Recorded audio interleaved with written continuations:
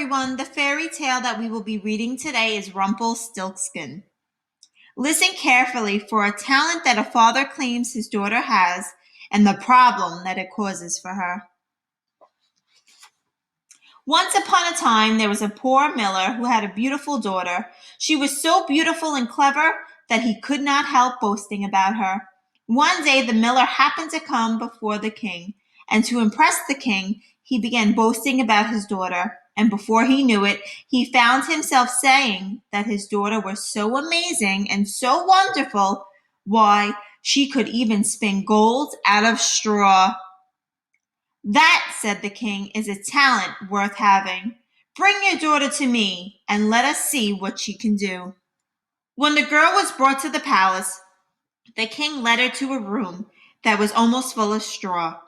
He pointed to a spinning wheel and said, "Get to work. You must spin this straw into gold by early morning, or else." The poor miller's daughter, of course she could not spin straw into gold. What could she do? She could think of nothing, and in the end, she sat down and began to cry.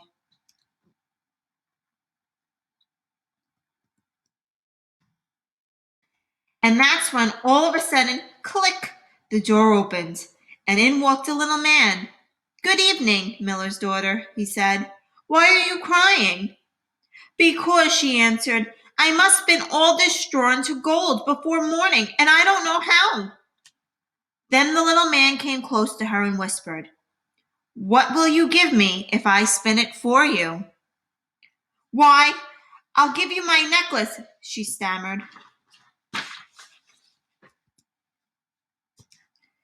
The little man took the necklace, stood at the spinning wheel, and whir, whir, whir, he spun and he spun.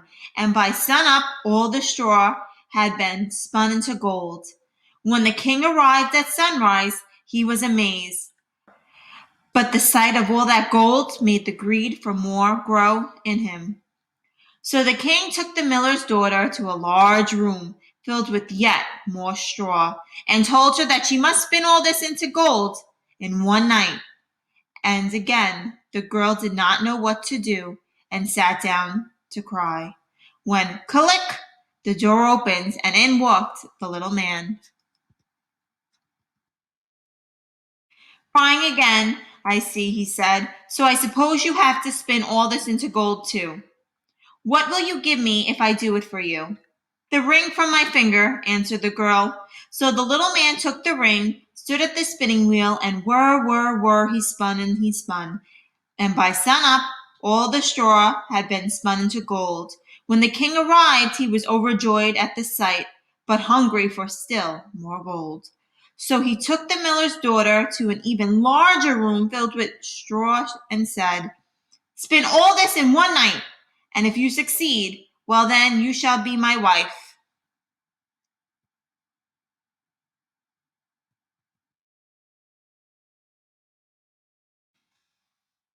The king had hardly left the room when click, the door opened, and in came the little man asking, "What will you give me if I spin all this straw for you one more time?" "I have nothing left to give," the girl answered sadly.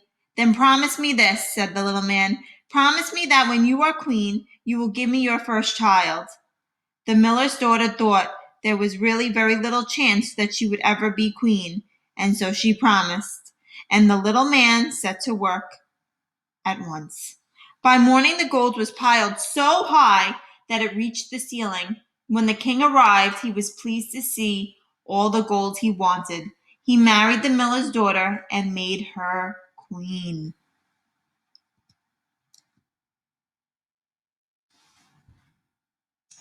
In a year's time, the king and queen had a fine little baby. She thought no more about the little man or her promise to him.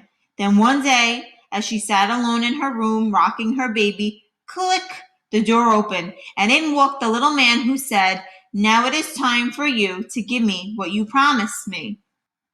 The queen, filled with fear, held her baby tightly. "Please," she said, "I will give you all the riches of the kingdom. Only leave me my child."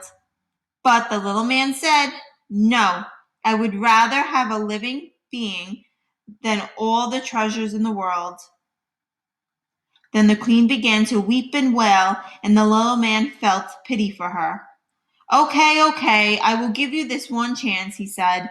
In 3 days, if you can guess my name, then you may keep your child. And then he was gone as quickly as he had come. The queen lay awake all night thinking of all the names she had ever heard. She sent a messenger to ride through the land and collect all the names that could be found. And when the little man came the next day, she tried all that she had been able to think of: Alexander, Casper, Doolittle, Eggleston, Fernandin, and many more. But after each, the little man only said, "That is not my name."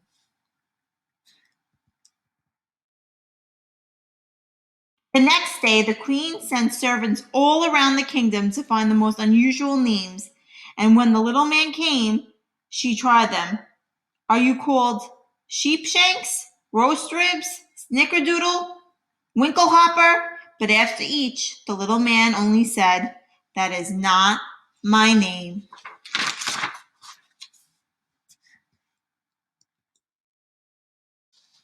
On the third and last day, the queen was worried sick.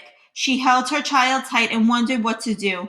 When click, the door opened and in walked, no, not the little man, but the messenger the queen had sent in search of names.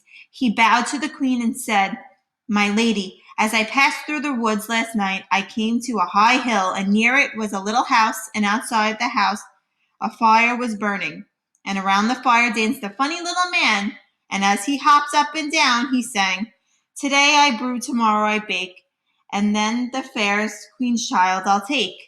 And no one can deny my claim, for Rumpelstiltskin is my name.'"